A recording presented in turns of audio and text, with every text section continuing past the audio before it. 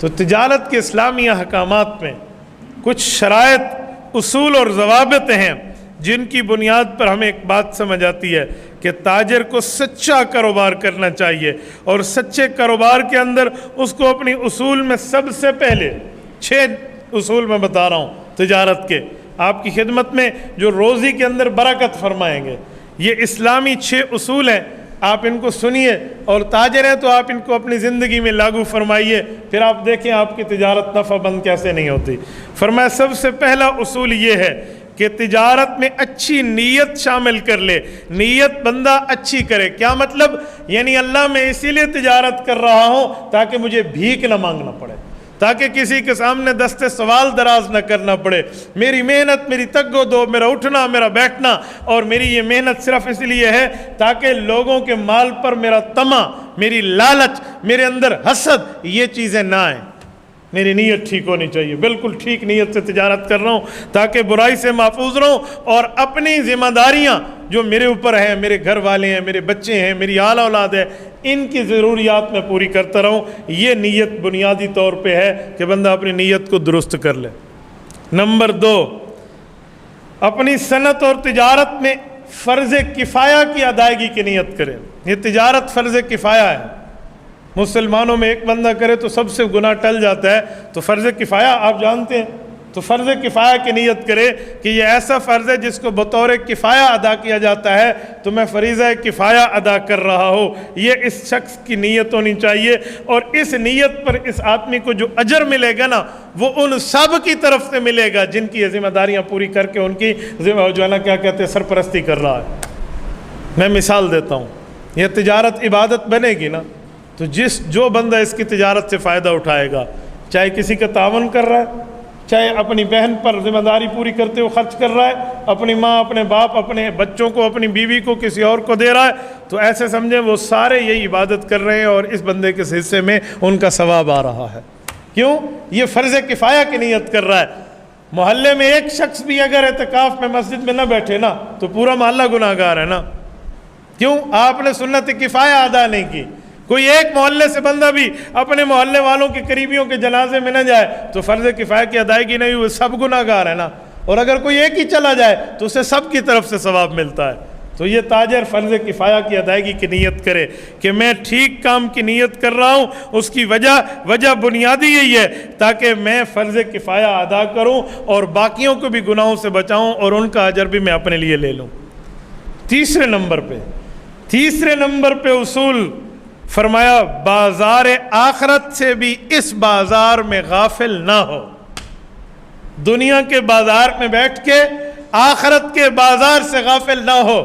دنیا کے بازار میں محنت کریں گے اجرت ملے گی، آخرت کے لیے محنت کریں گے آپ کو ثواب ملے گا، یعنی نماز قضا نہ ہو، تجارت کی وجہ سے یہ روزہ نہ چھوڑے، تجارت کی وجہ سے کوئی ایسا غلط کام نہ کرے جو غلط کام اس بندے کو کہاں سے کہاں تک لے جائے۔ میں مثال دے رہا ہوں، رسول اللہ صلی اللہ علیہ وسلم کی حدیث پاک کا مفہوم ہے، توجہ رکھنا۔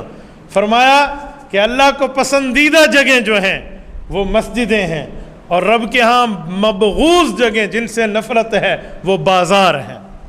احب البلاد الی اللہ مساجدها وابغض البلاد الی اللہ اسواقها۔ تو جہاں بری جگہیں ہیں وہ کیوں ہیں کہ وہاں گناہوں کا سامان بڑی کثرت سے مل جاتا ہے، وہ بد نظری ہو یا وہ کچھ اور بھی ہو آسانی سے مل جاتا ہے۔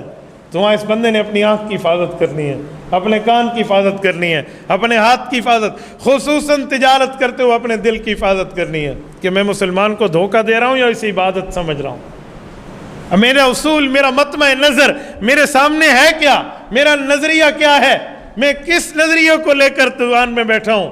تو یہ بندہ بازار آخرت سے غافل نہ ہو۔ آخرت کے بازار کا مطلب یعنی اس بندے کو نمازوں کی پابندی کرنی چاہیے۔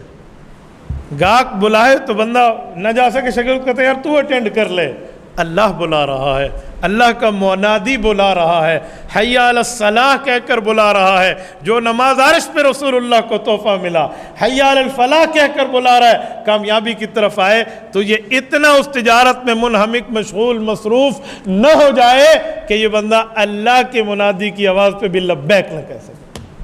تو بازار دنیا میں بیٹھ کے بازار آخرت سے غافل نہ ہو۔ चौथी चीज़, वहाँ पर बैठ कर ये तिलावतें तो नहीं कर सकता, ये मुआमले में मसरूफ़ है। फ़ारिग वक़्त मिले तो और बात है, लेकिन ये तिजारत में मसरूफ़ है, लेने देने में, ख़रीद व फ़रोख्त में। हाँ, एक काम करे तो इस शख्स की तिजारत इबादतों में आला दर्जे पर इबादत बनेगी। वो क्या है? अपनी ज़बान को अल्लाह के ज़िक्र से रत्बुल लिसान रखे। ज़बान से नहीं कह सकता तो अपने दिल को अल्लाह की तरफ मुतवज्जे रखे। ज़बान से कहना बंदे को आसानी से, ये काउंटर मिलता है, ये हाथ पे रख ले। एक बंदा मुझे कहने लगा रियाकारी है। मैंने कहा तुम्हें किसने कहा है तस्बीह हाथ में रखना रियाकारी है? तुम्हें पता है रियाकारी का ताल्लुक ज़ाहिर से नहीं होता, दिल से होता है। रियाकारी का ताल्लुक दिल से। तुमने दूसरे का दिल फाड़ के देखा है कि वो अल्लाह के लिए नहीं कर रहा, लोगों के लिए कर रहा है? इतना जल्दी भी फतवे की मशीन न चला लिया करे ना। एक बंदा अल्लाह के लिए पढ़ रहा है, अपनी याद रखने के लिए काउंटर रखा है, हम उसको रियाकार नहीं कहेंगे। एक सहाबी थे, ऊंची ऊंची आवाज़ में रसूलुल्लाह के दरवाजे पर पड़े होते और जिक्र फरमाते थे। हज़रत उमर रज़ी अल्लाह तआला अन्हु ने देख कर फरमाया कि ये बंदा तो रियाकार है, आहिस्ता करे ना, इतना ऊंचा क्यों कर रहा है? हुज़ूर पाक अलैहिस्सलाम ने फरमाया ला उमर बल अव्वाह, इसे रियाकार न कहो, कहो इसका दिल कुड़ रहा है और ये अल्लाह अल्लाह कर रहा है, इसके दिल से आवाज़ निकल रही है। तो रियाकारी यूँ नहीं होती। हज़रत उमर ने फरमाया रसूलल्लाह आपने मुझे तंबीह फरमाई, मुझे मसला समझ आ गया। तो ऐसे रियाकार का फतवा न दें। हाथ में तस्बीह के कई फ़ायदे हैं, भूला हुआ जिक्र भी याद रहता है। हाथ में तस्बीह हो तो बदनज़री का गुनाह नहीं होता। लोग कहेंगे तस्बीह हाथ थी जाते मौलवी दी आँख देखो, कई चीज़ें सामने आ जाती हैं ना। तो हाथ में तस्बीह और काउंटर याद रहता है और इसे बंदा पढ़ता रहता है। आप कभी तस्बीह के बगैर जिक्र करके काउंट करें और तस्बीह हाथ में रख के करें, आपको कितना वाज़ेह फ़र्क नज़र आएगा, खुद समझ आ जाएगा। तो बंदा अपनी ज़बान को अल्लाह के ज़िक्र से रत्बुल लिसान रखे, ये चौथी चीज़ है। पाँचवीं चीज़, सबसे बड़ी बात यह है कि हिर्स अपने दिल में न हो। इसकी दुकान है, सेम दुकान इसी तरह किसी और दुकानदार की है, इसके पास तो गाहक आ रहे हैं और मेरे पास नहीं आ रहे, ये हिर्स है। यूँ कहना चाहिए अल्लाह जैसे इसके पास भेजे हैं ऐसे मेरे पास भी भेज दे। भाई के लिए भी दुआ हो, अपने लिए भी दुआ हो। ये पांचवा इस्लामी उसूल है तिजारत का, हिर्स नहीं होना चाहिए। हिर्स बहुत बड़ी बदबख्ती की अलामत है। हिर्स क्या होता है यार? वो हिर्स, एक ताजर के बारे में आता है, वो असर से पहले दुकान बंद करके जा रहे थे। किसी ने कहा अभी तो टाइम रहता है। उन्होंने कहा जितना मेरी आज की ज़रूरियात है ना वो पूरी हो गई हैं, आप मुझे बैठने की ज़रूरत नहीं है। उसने कहा कल, उसने कहा कल भी तो वही अल्लाह है जो आज है। हिर्स नहीं होना चाहिए। हिर्स होगा तो ये तिजारत इस्लामी उसूलों की बुनियाद पे ख़त्म होती जाएगी, चाहे उसकी नंबरिंग बढ़ रहे हों, लेकिन बरक़ात ख़त्म हो जाएंगी। तो हिर्स बिल्कुल बंदा न रखे। और ऐसा ना हो कि सबसे पहले बाज़ार में जाए और सबसे बाद बाज़ार में आए। एक है मसरूफियत की वजह से पहले गया, बाद में और बात है। एक है हिर्स की वजह से गया, हिर्स की वजह से नहीं। अल्लाह पे तवक्कुल करके बंदा जाए तो बात ठीक हो जाती है। छठा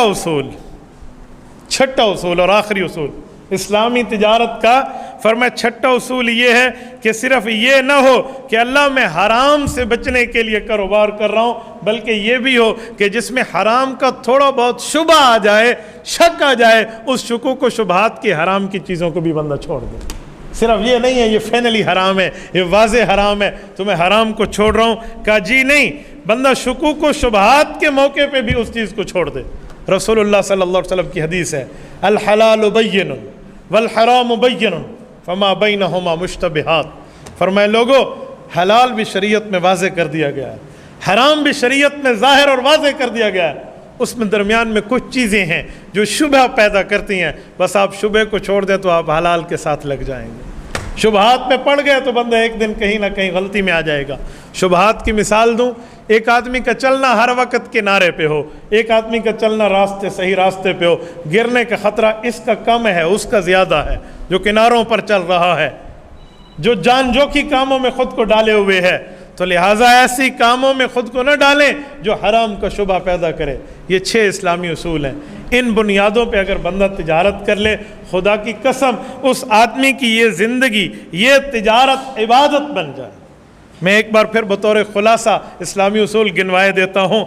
नंबर 1, तिजारत में नीयत अच्छी करे। नंबर 2, फ़र्ज़ किफ़ाया की अदायगी की नीयत करे। नंबर 3, बाज़ार दुनिया में बैठ के बाज़ार आखरत से गाफिल ना हो। नंबर 4, हमेशा अपनी ज़बान को अल्लाह के ज़िक्र से रुतबुल लिसान रखे। नंबर 5, हिर्स न रखे। नंबर 6, ان اصولوں سے بھی بچ جائے جو اس کو حرام کے شبے میں لے کر جائے. تو یہ اسلامی اصول تھے. تبارك الذي نزل الفرقان على عبده ليكون للعالمين نذيرا.